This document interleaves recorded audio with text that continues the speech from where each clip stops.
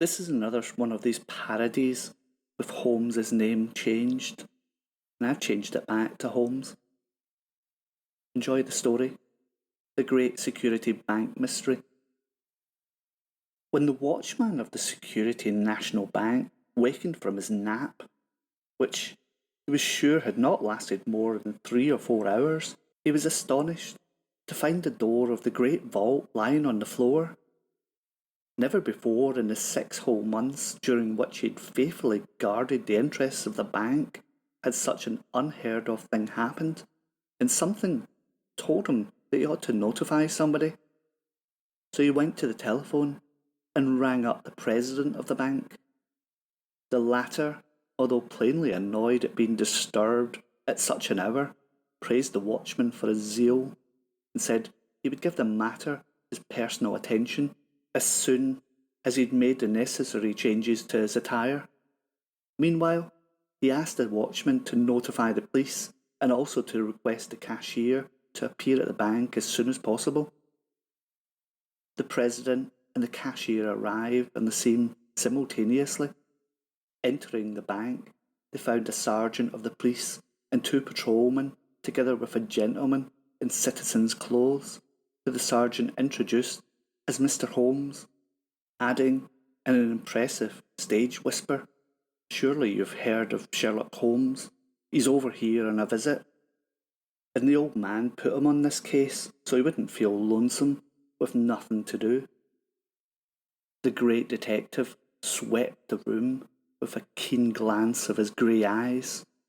One felt instinctively that nothing could escape this wonderful man, and nothing did.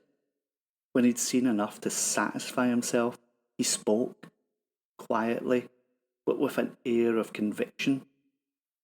"There's been a robbery," was all he had said. The solution was simple, yet no one had thought of it before. With breathless interest, they waited to hear what he would say next. "The robber," continued Holmes, "was evidently unfamiliar with the combination of the vault."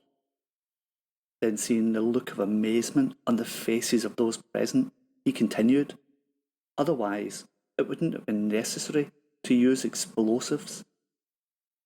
After a glance into the open vault, the detective's face lit up with the joy of one who's made an important discovery. It was the first sign of emotion he had shown. The burglar, he announced confidently, was a man of less than medium height. "But how?" began the president. "Very simple indeed," interrupted the detective. "Did you not see that package of $1,000 bills on the top shelf? If the burglar had been tall enough, he would have reached them.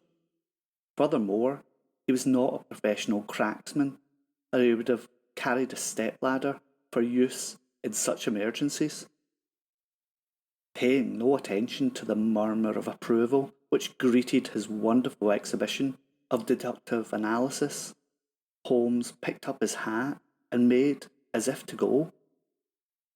At the door, he paused, turned to the 3 policemen, who were looking at him in open-mouthed astonishment.